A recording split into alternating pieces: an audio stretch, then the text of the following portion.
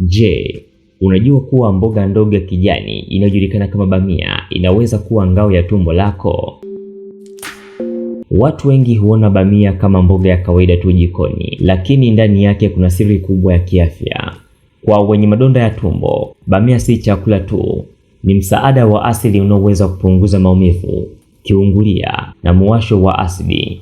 Kwa wakati huu tutafichua namna bamia inavyolinda ukuta wa tumbo, faida zake za lishe na jinsi unavyoweza kuitumia ili kuboresha afya yako.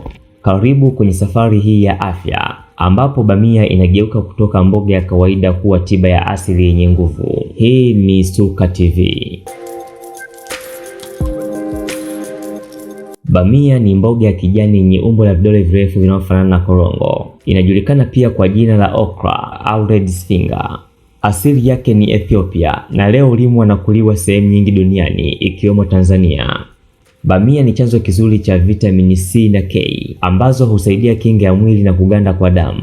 Chanzo kizuri cha madini ya folate ambayo ni muhimu kwa afya ya damu na ukuaji wa seli. Bamia ina nyuzinyuzi ambazo husaidia usagaji wa chakula na kulinda afya ya utumbo. Zina antioxidants ambazo hupunguza uharibifu wa seli unaosababishwa na sumu mwilini. Zipo faida za afya ya bamia. 1. Afya ya tumbo. Ute wa bamia ulinda ukuta wa tumbo na kupunguza muwasho wa asidi.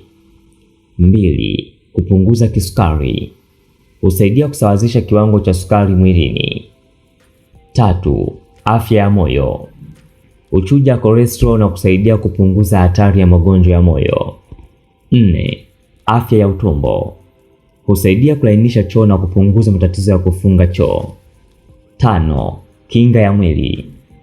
Bamia huongeza uwezo wa mwili kupambana na magonjwa. Lakini bamia hutumiwa pia kwa matumizi ya kijamii na kitamaduni. Kwanza ni chakula. Bamia hupikwa kwa mchuzi wa nyanya, nyama au kuliwa mbichi kwa saladi. Pili, dawa za asili. Hutumika katika tiba za kienyeji kwa matatizo ya tumbo na kisukari. 3. Kilimo. Ni zao linalostahimili joto na ukame, hivyo hulimwa sana katika maeneo ya kitropiki. Bamia husaidia kupunguza dalili za madonda ya tumbo kwa sababu ina nyuzinyuzi nyingi na ute wa asili unaolinda ukuta wa tumbo dhidi ya asidi kali. Hata hivyo, bamia si tiba kamili ya vidonda vya tumbo. Matibabu ya kitaalamu na ushauri wa daktari bado ni muhimu. Jinsi bamia inavyosaidia kwa madonda ya tumbo.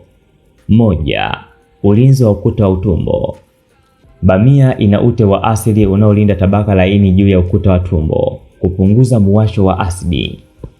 2. Kupunguza maumivu na kiungulia.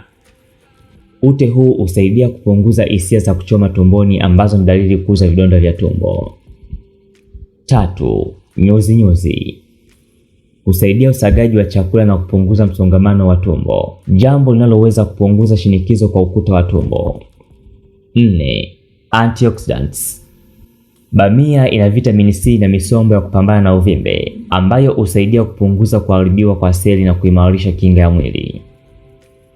Sababu kuu ya vidonda vya tumbo ni maambukizi ya bakteria Helicobacter pylori na matumizi ya muda mrefu wa dawa za maumivu NSAIDs kama aspirin na ibuprofen. Vichocheo vyake ni matumizi ya pombe, sigara, vyakula vyenye viungo vikali na msongo wa mawazo. Dalili za kawaida ni maumivu makali tumboni hasa wakati tumbo lipo tupu, kichefuchefu, kutapika, kujisaidia kinyesi cheusi na kupunguza uzito bila sababu. Jinsi ya kutumia bamia kwa msaada. Kata bamia mbichi na loweka usiku kucha, kisha kunywa maji yake ya asubuhi. Pika kwa uangalifu. Epuka kupika bamia kwa mafuta mengi au viungo vikali. Kula kwa njia rahisi ili kupata faida ya ute wake.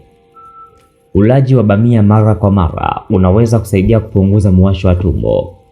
Tahadhari muhimu. Bamia si dawa ya kutibu vidonda vya tumbo. Ni chakula kinachoweza kusaidia kupunguza dalili na kulinda tumbo. Lakini matibabu ya kitaalamu kama antibiotics, ikiwa ni H. pylori, dawa za kupunguza asidi, PPIs, na ushauri wa daktari ni lazima. Wagonjwa na dalili kali kama kutapika damu, kinyesi cheusi au maumivu makali yasiyopungua wanapaswa kumuona daktari mara moja. Bamia ni chakula chenye faida kubwa kwa wagonjwa wa madonda ya tumbo kwa sababu ya uwezo wake wa kulinda ukuta wa tumbo na kupunguza mwasho. Inapaswa kutumika kama kiunga lishe na si mbadala wa matibabu ya kitaalamu. Mgonjwa anashauriwa kuzingatia lishe bora, kuepuka pombe na sigara na kufuata ushauri wa daktari ili kupata nafuu kamili.